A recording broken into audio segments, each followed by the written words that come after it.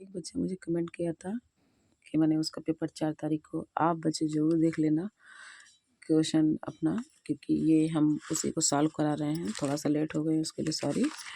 ये था, फिर भी तुम्हारे एग्ज़ाम से पहले ही करा दूँगी। ये रहा आपका प्री बोर्ड एग्जामिनेशन 2024-25 और ये रहा क्लास 10th का, ठीक है। प्री बोर्ड फर्स्ट है तो उसका सेक्शन बी और सी करा दिया गया था, ए बी सी। हम सेक्शन डी में डायरेक्ट आते हैं। लिखा है what are the covalent bond, और जो सेक्शन डी है 5-5 नंबर के होते हैं, ठीक है। और इसमें सब पार्ट डिवाइड कर लिया है, इतना तो आप देख ही रहे हो। What are covalent bonds, explain with an example. देखो इसका सीधे ऑफिशियल आंसर हम देख लेते हैं कि covalent bonds are form when two atoms share one और more pairs of electrons to attain a stable electron configuration, usually that of a noble gas. These bonds typically occur between non-metals. Example, in water molecules, each hydrogen atom share one electron with oxygen forming covalent bond. ठीक, इसके बाद जो है आपका 5 covalent bond compound generally poor conductor or conductors of electricity. अगला देखिए क्या लिखा है इसका answer, covalent compound do not have free ions और electrons to carry an electric charge which is why they are generally poor conductor of electricity. The electrons in covalent compounds are localized between atoms, not free to move as ionic compounds. Question number 3 इसकी के अंदर क्या है, इसी के explain the difference between single double and triple bond with covalent bond with examples. तो इसका देख लो सब लोग कि single bond, in single bond one pair of electron share between two atoms. तो hydrogen molecule. Double bond, in double bond two pairs of electron are share between two atoms. दस में oxygen molecules and triple bond in 3 pairs, तो जैसे कि nitrogen. और इसके बाद जो डी वाला है, अब इसमें क्या है कि right the electron dot structure of methane. या तो मेथेन का बनाओ इसके अलावा, या फिर यहाँ से पूरा क्वेश्चन ही कि इन पूरा क्वेश्चन या तो पूरा ये करो या तो पूरा ये करो. तो यहाँ पर हम पहले इसको देख लेते हैं, इसका डॉट स्ट्रक्चर देख लो. इस तरीके का डॉट स्ट्रक्चर अगर मांगा है तो आपका सही है. यहाँ पे देख लो इस तरीके से कार्बन मेथेन का है. फिर और वाले में देख लेते हैं, कह रहा है क्या, define the homologous series, explain with an example. कह रहा है कि आप डिफाइन करिए और एग्जांपल दीजिए कि होमोलॉगस सीरीज क्या है. तो यहाँ पर a homologous series a group of organic compounds that have the same functional group, similar chemical properties, and successive members differ by CS2 group. All members follow general formula for alkanes. General formula CnH2n plus 2. The alkane series includes methane, ethane, propane. अब इसके बाद अगला question कि explain the versatile nature of carbon with reference to catenation of and tetravalency. देखो catenation बड़ा important है, तुम्हारे copy में बुक में दिया हुआ है ये वर्ड. तो यहाँ पे देख लो कि लिखा है the carbon has unique ability to form long chain and ring to form atoms, ring of atoms by bonding with other carbon and this property is known as catenation. ये कैटेनेशन की property है. Carbon carbon bonds are strong and stable allowing the formation of a variety of compounds. इसीलिए versatile nature इसका होता है. आगे है write the chemical equation for the combustion of ethane. Ethane का कंबस्टन दिखाने के लिए बोला है.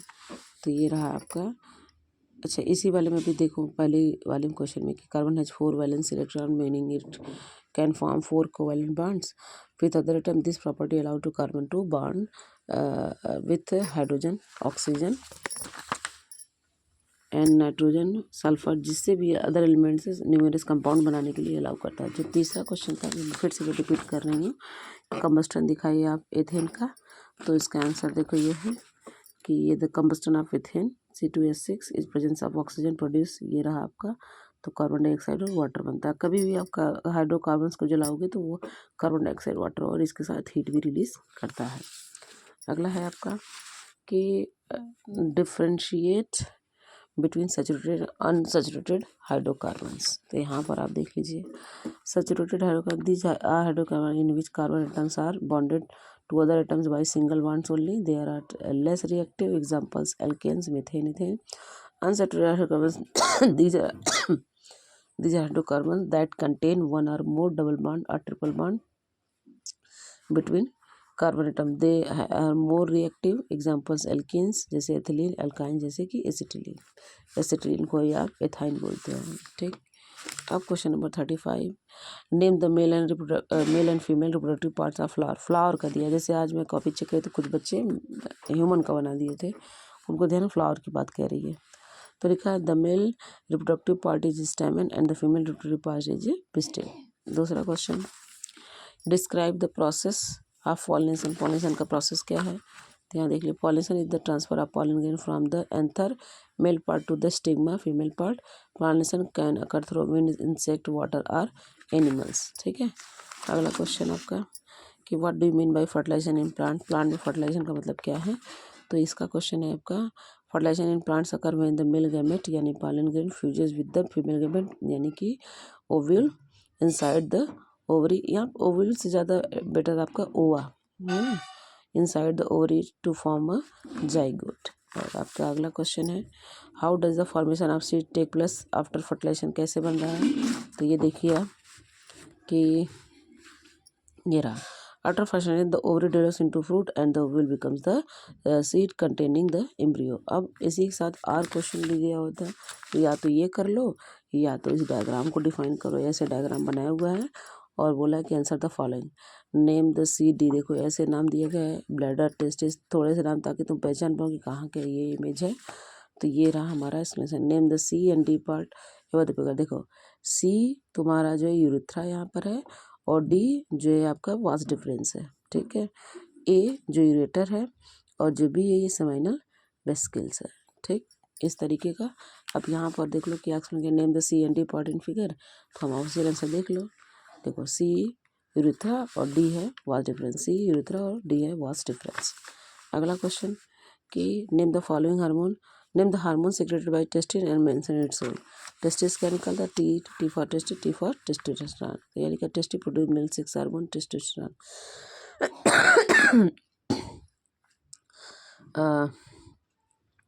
Hormone testosterone brings about the development of secondary sexual organ during puberty in boys. It like growth of facial hair, depending of voice, building of muscles mass, and also regulate the formation of sperm. देखो जितने भी आप कह सकते हो कि mail दिख रहा है, उसका कार्य क्या है, टेस्टोस्टेरोन का होना। State the function of part B. Part B का फंक्शन पूछा, ये रहा, यानी सेमिनल वेसिकल का देख लो क्या है, वो फिल्ड्रिटी देता है। इसमें भी देख लो, seminal vesicle be release its content into the ejaculatory duct during the ejaculation. ठीक, और question number D, what is the role of part in C process of reproduction. बिल्कुल, ये ट्रांसफर कर रहा है स्पर्म को इन द फीमेल ऑर्गन। तो ये लिखा है urethra C carries sperm from vas deferens through the penis, ये ट्रांसफर कर रहा है। ठीक, अगला क्वेश्चन है कि draw the ray diagram showing the image formation by convex mirror when an object placed. एक एफिनिटी पे अगर रखते हैं, एक of distance from the at finite distance from the mirror, दोनों में क्या डिफरेंस होगा। मैंने एक तरह से बनाना है आपको डायग्राम, तो 2 नंबर का ये और 3 नंबर का ये। तो पहले 2 नंबर का देख लो, एक इन्फिनिटी से रखा है तो बहुत दूर से आपको ऐसे मतलब दिखा दी दूर से, और सारा देखो क्योंकि ये आपका कौन सा मिरर है, कन्वेक्स मिरर है। तो कन्वेक्स मिरर का आपको पता है कि पीछे मतलब अंदर जो बाहर जो उभरा होता है पीछे आपका होता है, तो ऐसे आया और वो पन्ने जितने भी पैरेलल आ रहे हैं वो उसके फोकस से होके जाएंगे और डाइवर्ज होता रहा है। ठीक है, डाइवर्ज होता रहा है, क्योंकि ये मिरर है तो डाइवर्ज हो रहा है, लेंस होता है तो कन्वर्ज करता है। ठीक, तो यहाँ पर सारे एक फोकस मिलेंगे, तो ये रहा। और वहीं करें कि एक नज़दीक, तो यानी कि अगर नज़दीक ले आए उसके थोड़ा सा और नज़दीक इन्फिनिटी और फोकस के बीच में रख दें। ठीक, तो यहाँ पर देखोगे तो ये पहली रे जो है अगर हम पैरेलल ले जा रहे हैं तो उसके फोकस से गुजरी। ठीक, और दूसरी अगर रे हम उसके सेंटर ऑफ कर्वेचर से ले जा रहे हैं तो उसी से वापस चली जाएगी। तो इनके दोनों पॉइंट जो कट पॉइंट है वहाँ पर आया। तो इस तरीके से देख रहे हो कि जैसे कन्वेक्स मिरर में क्या होता है कि 2 ही तो कंडीशन थी, ये कंडीशन है कि वर्चुअल और इरेक्ट बनता है, क्योंकि देखो सीधा ही है, ए बी उल्टा नहीं बन रहा है ना। तो इस तरीके से आप इसका इमेज फॉर्मेशन का रे डायग्राम दिखा पाते हो। Calculate the distance eight which the convex lens of focal length 20 centimetre must be placed and object from the real image at इतना। अब देखो कैसे लगा इसका सवाल। सब आसान होता है, बस तुम लोग भाषा सुन के डर जाते हो। देख लो इसका आंसर क्या है। सबसे पहले लिखा है फोकल लेंथ, क्योंकि आप देख सकते हो अगर मैं कन्वेक्स मिरर की बात करूँ, ये रहा कन्वेक्स मिरर, ठीक है, ये रहा कन्वेक्स मिरर इस तरीके से, और अगर मैं इसको खींचूँ यहाँ पर तो ये तुम्हारा पोल होता है, ठीक। और अगर इसकी बात करूँगी, क्योंकि ये इधर से बन रहा है तो इसका जो फोकल लेंथ होगा ना इधर होगा, और ये कार्टेशियन प्लेन है। तो तुम्हें ये याद होगा जब मैथ तुम पढ़ते हो, तो अगर यहाँ पर प्लेन है तो इधर वाले क्या होते हैं, पॉजिटिव होते हैं, इधर वाले क्या होते हैं, नेगेटिव होते हैं, ऊपर वाले भी आपका क्या पॉजिटिव, नीचे वाले क्या नेगेटिव, ठीक। तो अब यहाँ पर देखो ये इसका फोकल लेंथ है इधर, तो ये पॉजिटिव हो गया, तो इसलिए इसका न्यूमेरिकल क्या है कि f बराबर +20। और इमेज डिस्टेंस जब इमेज क्या है इसका पीछे बन रहा है, इधर बन रहा है ना, बिहाइंड द मिरर बन रहा है, तो आपका P से जो भी दूरी होगी वो पॉजिटिव दिखाई देगी, तो आपका P जो है +30 हो गया। तो आप फार्मूला लगाओगे 1/f = 1/v - 1/u, क्योंकि ये मिरर है आपका, है ना। देन या फिर 1/u आप सॉल्व करते जाओगे तो 1/30 - 1/20, तो ये रहा आपका कुल मिला के -1/60 आया, तो यानी u जो है -60। माइनस का मतलब क्या है कि वो P से उधर है, तो आपका 60 सेंटीमीटर की दूरी पे आप रखोगे, इधर मान लेते हैं ये 60 रहा, यहाँ पे रखोगे तभी आपका इमेज ये बनेगा। The object should be placed at setting in from the less. बस ये 2 नंबर का था आपका। अब लिखा है या फिर ये दोनों करो, या तो फिर अगला कि list 2 characteristics of image form by the plane mirror. Plane mirror के दौरान जो इमेज बन रहा है उसका 2 लक्ष्य माने की प्रॉपर्टीज लिखे कैसा बनता है, ठीक है। तो लिखे character image form by plane mirror. हमेशा जान लो कि जितना ऑब्जेक्ट का डिस्टेंस उतना ही इमेज का हमेशा ही होता है, तभी तो उसका +1 ही हमेशा निकलता है कि image distance is same as the object distance. अगला इमेज फॉर्म इज वर्चुअल, इसका भी इमेज वर्चुअल इंडिरेक्ट होता है। Image form is of the same size, बिल्कुल जितना वो साइज इमेज का जितना ऑब्जेक्ट का जितना साइज उतना इमेज का साइज होता है। और इमेज लेटरली इन्वर्टेड होता है, ठीक है, रियल इन्वर्टेड नहीं है, वर्चुअल इंडिरेक्ट होता है। लेकिन लेटरली मतलब जैसे आपका ये है ना, अगर मैं इसको देखूं जो अगर शीशे में, तो ये मुझे बाएं मैंने लेफ्ट हैंड लिया है, जब उसको शीशे में देखूंगा तो राइट हैंड का इमेज दिखाएगा, तो वही लेटरली इन्वर्टेड हुआ, ठीक। अगला question, an object is placed at distance of 10 centimetre from a convex mirror. देखो कन्वेक्स मिरर का ये क्वेश्चन है, ये भी है। आप focal length find the position and nature of image. तो देख लो ऐसे इस तरीके से क्या है यहाँ पर फोकल लेंथ, क्योंकि आप अगर कन्वेक्स है तो उसका फोकल लेंथ पॉजिटिव होता है, ठीक। और यू चाहे कन्वेक्स हो चाहे आपका कॉनकेव वो दोनों मिरर में ही माइनस ही रहेगा, क्योंकि वो हमेशा लेफ्ट साइड होता है, और P आपका इधर आएगा तो लेफ्ट आपका माइनस जाएगा। Then 1/v = 1/f - 1/u।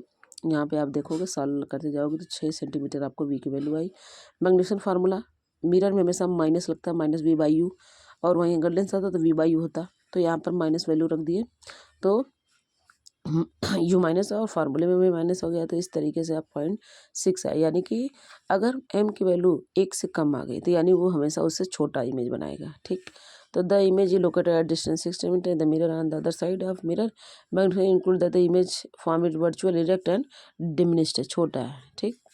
अगला क्वेश्चन, अब चलो सेक्शन ई में लास्ट कराती हूँ क्योंकि टाइम नहीं है, मुझे स्कूल जाना है, ठीक है। ऑल द बेस्ट, अगले सेक्शन में करा दूँगी या शाम तक करा दूँगी। बाय बाय, प्रिपेयर करो अच्छे से, एग्ज़ाम अच्छे से दो, और ऑल द बेस्ट, खूब बढ़िया से तैयार करो, कोई टेंशन की बात नहीं है, सब लोग कर ले जाओगे। अभी से अगर लग गए, मैं यकीन दिलाती हूँ कि अगर 10-15 क्वेश्चन पेपर सॉल्व कर लिए ना तो आराम से बढ़िया नंबर तुम ले आओगे, ठीक है। चलो फिर, ऑल द बेस्ट।